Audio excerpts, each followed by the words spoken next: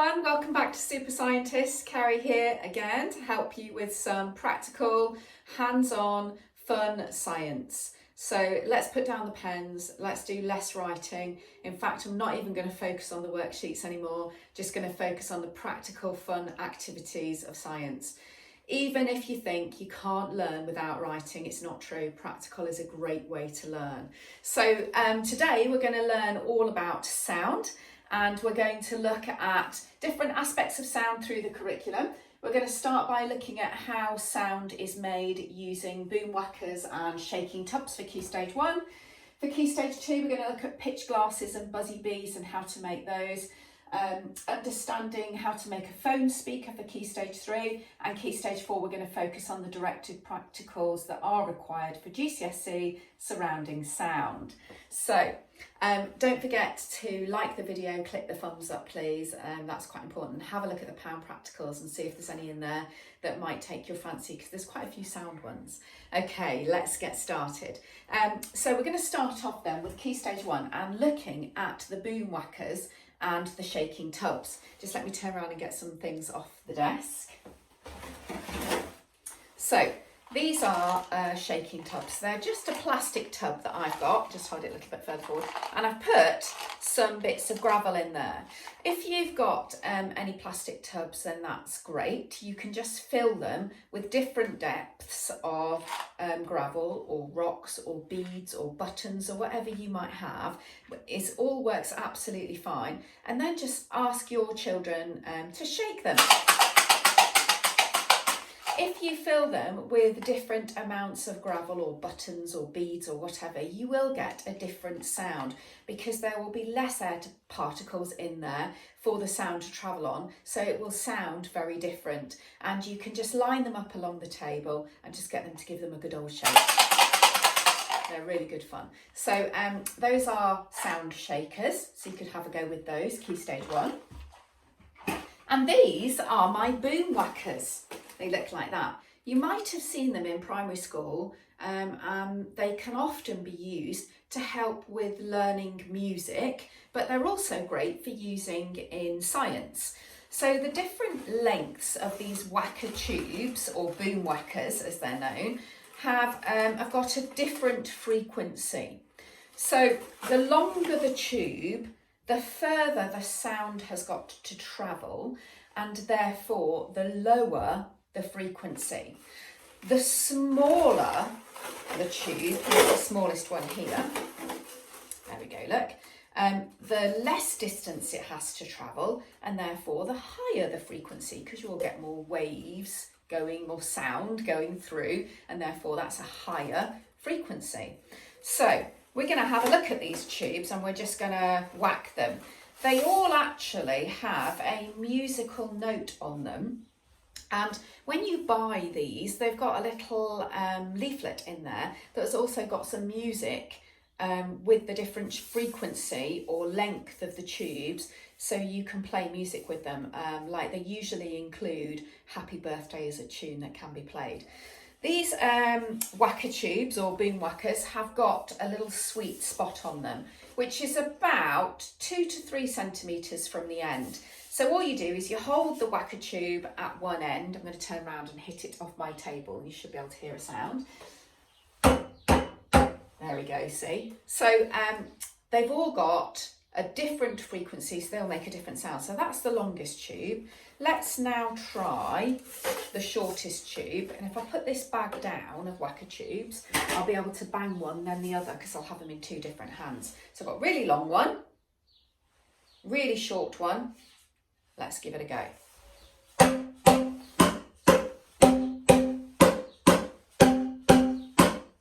There we go. You can hear those different sounds, can't you, and the different frequencies. Let's have a go at a different one and see if I can be clever enough to do, sorry, I'm just off the camera getting some more of these whacker tubes. That's a bit rude, isn't it? See if I can do 2 of these in each hand at the same time. Right, so you can get different sound.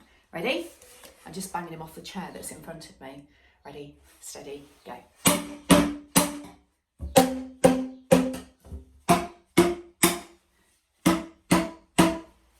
There we go. They're great. great, aren't they? So why don't you have a go with those boom whacker tubes? Okay, key stage 1, that's the end of your 2 practical activities today that you can have a go at. Don't forget to perhaps take a video of yourself doing them and send them to me at superscientist.co.uk, or you can send me pictures via Messenger or Facebook or whatever you like. I'd love to see what you're up to. That's great. Key stage 2 then, we're going to have a go at pitch glasses and Buzzybees. So let's get started with pitch glasses. In fact, the pitch glasses are beside me on the table at the back here, just turning around to get them. And in fact, all they are glasses of water that are filled to different heights. Sound ultimately is vibrations, and the vibrations happen when I will touch the side of these glasses, not too hard of course because I don't want to break them, when I tap the sides of these glasses with the fork. And I've got 4 glasses here, so I've got these 2 that are filled to that depth of water. This one's pretty much almost full. And then I also have these 2 glasses here. I don't necessarily have 4 glasses the same, it really doesn't matter. So you just line them up on the table. You probably can't see that. If I just tilt the camera for a second, there you go, you can see the glasses there now. If I do that, you could probably still see them. There we go. So what I'm going to do is I'm going to tap those glasses so that you can hear what they sound like. There we go, see? So you can see how they are different frequencies and they make different sounds. Why don't you play around with filling glasses up at different heights of water and try different types of glasses and see if you can get a tune going. See if you can play Happy Birthday or Do Re Mi or something that you think that you could have a go at playing with the frequency glasses. So have a go at those and take a video or something of you, see if you can get the pitch quite right so that you can play a really nice tune. Okay, also key stage 2, I've got another activity that you can do that's called Buzzybee, which is really good. I'm just going to reach for it here. What you need for this one, I'm just going to alter you a little bit again so I can get in a little bit closer. Here we go. So all you need for this one is 2 lollipop sticks, an elastic band, a piece of card and a bit of string. And all I've done is I'll take my elastic band off and my little bits of blue tack, so it makes it a little bit easier for you to see what I have done. I've cut out a piece of card and I stuck that piece of card in between 2 lollipop sticks like that. And I've literally stuck them some tape around them. You don't necessarily have to use tape. If you've got duct tape like this, then you can use duct tape as well. Either is absolutely fine. I'll just put this back on the table. I'm going to take just a little bit off with my teeth so that I can wind it around my lollipop stick like so. Can you see that? I've just put a bit of duct tape around it. So I've got 2 lollipop sticks either side, and then I have also got the card in the middle. I've just put some duct tape there, and I've got a bit of string that I've tied round the card and the lollipop stick, and I've got it hanging off the side. I'm also going to place onto there 2 balls of blue tack. If you don't have blue tack, you can use Play-Doh or anything really. You could use some little bits of scrunched up paper if you don't have any blue tack or anything like that. What we're going to do is we're just going to stick them onto one side of our lollipop stick like that. All we're doing is we're using these to raise up our elastic band, because I'm going to put an elastic band around my 2 sticks like so. And what's happening is, do you notice that if I turn it sideways, these 2 balls of blue tack are just stopping the elastic band from being in close contact with the stick on this side. But the elastic band is relatively close on this side. But I have also got my card in between my sticks, don't forget. Then what I'm going to do is I'm going to get my string And you've got to be really careful about this, that there's no one around and that you've tied everything really carefully, because we're going to swing this round our head. You can hear it. Makes a buzzing noise. Nearly hit himself in the head with it then. You've got to be really careful. So when we stop twizzling it around, that it doesn't go shooting off. You've got to hold on to it really tight. It's quite a good idea to have it wound around your hand a little bit like that, or to tie in it a little hand loop and put it on your wrist, a bit like the old Wii things that you used to do for the Wii game, so that if you do happen to let go of it, yeah, and you can twizzle it around like this as well, but you've got to go quite quick. And what happens is, when you get going really quickly, the sound gets, the vibrations get trapped between the lollipop sticks and the elastic band, and that is then increase the frequency by the card which is attached to in between our lollipop sticks. So you end up with what we call like a Buzzybee sound, and it goes zzz as it goes round. And it's much better if you do it on a longer bit of string. That's why I can't do it properly in here, because I haven't got the space. And then you can just whiz it around. Oh, I have got space actually. Oh, there we go. You can hear it now. Oh, oh. And that's what happens, is you hit yourself in the head, or it goes shooting off if you're not careful. So just be careful with that one, because it can be a little bit dangerous. I didn't hit myself hard, otherwise I would have said ow, and it wasn't that hard. So you know already that I don't mind you laughing at me, it's absolutely fine. So key stage 2, have a go at the boom whackers, have a go at the shaking tubs, do the pitch glasses and the Buzzybee. And key stage 3, you're going to have a go at making a speaker for your phone. And all you need for that is, you need 2 plastic cups, and if you don't have 2 plastic cups, don't worry, I'll give you an alternative. A toilet roll holder or a wrapper tube. These wrapper tubes are really good for the boom whackers. If you don't have boom whackers like we did earlier in the beginning of the video, you can just cut these to different sizes and they work like boom whackers. Just sit them on there and see. And they're different lengths. So if you don't have boom whackers, you could use these in effect. Throw that off to the side, pick it up later. Now, you could use a toilet roll inner tube as well. And if you don't have these, and you could stick lots of toilet roll inner tubes together to get them longer, and you can make boom whacker tubes out of those as well. What you need for this is you need a toilet roll holder, or one of these cut down to about the size of a toilet roll holder. And you're going to trace a hole in the side of the cup there around the tube, so that you can place the tube inside that cup just on the side, about 1 centimetre from the bottom. So it's going to sit in the side like that. And then you're going to do the same on the other side when you've cut it down, so that you've basically got, and I'll show you one that I made earlier, I'm just turning around to get it.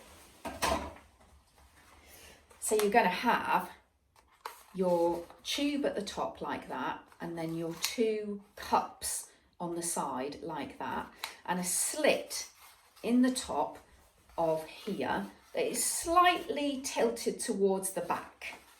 You can see that it's slightly tilted towards the back rather than the front, because you're going to play some music on your phone and just have it playing normally, and then slot your phone with the speaker side down into this bit here, and listen very carefully to what happens to the sound. Because as I told you earlier, sound is vibrations, and they use waves to travel on. So the sound waves spread out all over. But what you're doing here is you're focusing the sound waves to bounce off the surfaces in here and come out in one direction in front here. And you might find that as soon as you put your music that is playing, don't change the volume or anything, as soon as you place it inside here, it sounds like you've turned it up, but you haven't, because what happens is the sound is being forced in one direction and it's coming out here, so it sounds louder because it's coming towards you rather than spreading out everywhere. There are some countries, actually, just an interesting fact about how this works, where, you know, when you hear a siren for an ambulance or police, and you hear that nino, nino, nino, and if you're a driver, your first instinct is, oh no, where's that coming from? Because I need to move out the way to let them pass. And that's called a multi-directional sound, because you can't quite work out where it's coming from. There are some countries that on the top of their sirens, they have got this unidirectional function so that you can hear where the sound is coming from. So when you hear that sound, nino, nino, nino, you can suddenly go, oh, it sounds like it's coming from over there because I can hear it in this ear, and that's where that one direction is. So it's unidirectional in one direction, as opposed to multi-directional, like, oh my God, where's it coming from? And that's what is happening here. You are forcing the sound waves in one direction, so it's unidirectional. It's really good. It makes it sound like you've turned it up, but you haven't actually turned it up at all.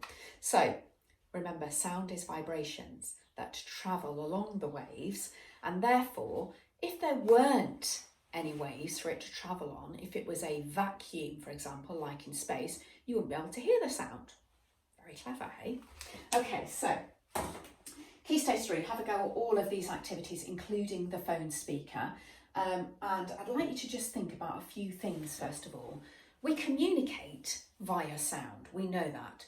And it can either be transmitted, absorbed, or reflected, depending on the surface. So if I reach for my pen here and I just draw a picture for you, if we imagine that this is a surface and we have our sound, if the sound doesn't enter that surface and it comes off of that surface, we call it reflected. If the sound goes through that surface and just reaches that point there, we call that absorbed, because it's been absorbed by whatever this material is. And usually soft materials do that, like if you put your phone speaker onto a cushion on your lap or something like that. And then we also have, if the sound goes all the way through, including through that material, we call that transmitted. So that's the difference between sound that's reflected, absorbed, and transmitted. We can also use high frequencies to treat injuries. So you might have heard people using ultrasound as a method of treating people. So if you've injured your wrist or your back or something like that, you might have heard one of your parents say to you, I'm just going to get ultrasound treatment on my back or on my wrist. What that does is it uses high frequency to sound waves to soften some scar tissue or some bruised tissue that has happened under the surface of the skin. And if you go for short bouts of it over a long period of time, it's been known to really help people with back injuries and other injuries all over their body, and just to help soften this tissue to help it repair quicker. Another good thing that you could do is you could look at a frequency app, because humans hear sound up to about 20,000 hertz. And usually higher frequencies we don't tend to hear, or certainly I don't tend to hear over the age of 40.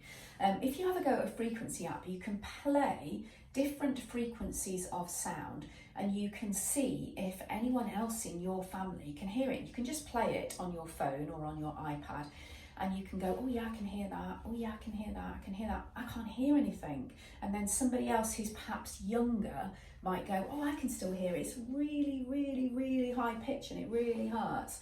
And you might get your dog reacting to it because it can hear it and you can't hear it, which is why a dog whistle works, because it's a much higher frequency.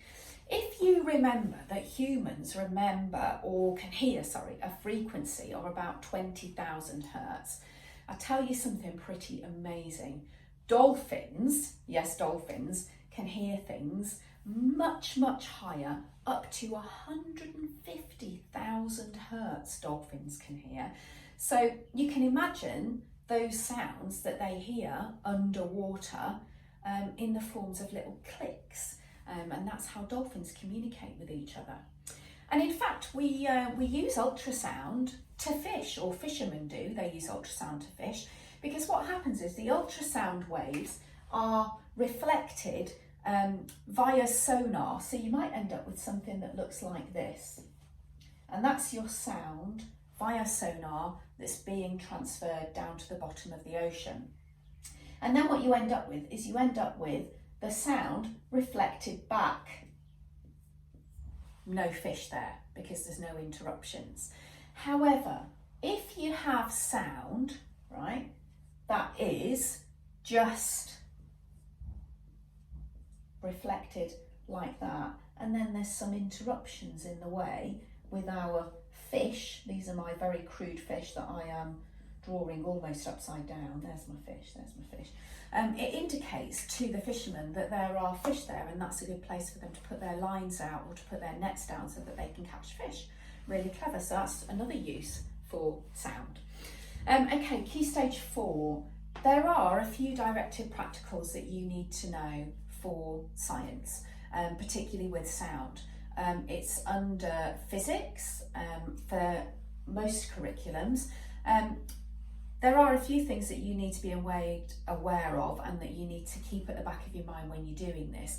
We talked earlier about how sound is vibrations that travel through a medium, and therefore if there is no medium for them to travel through, like a vacuum, then there won't be any sound, like in space, for example.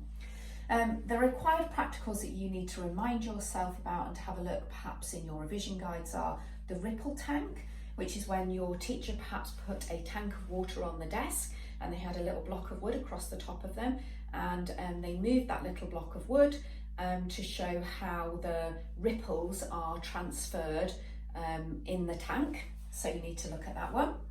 There's also the stretchy string that you use with a frequency generator and a loudspeaker. So you might have been familiar with that practical to look at how sound is transferred. And there's also a stretched string required practical that is used for waves in a solid. So you need to remind yourselves about those.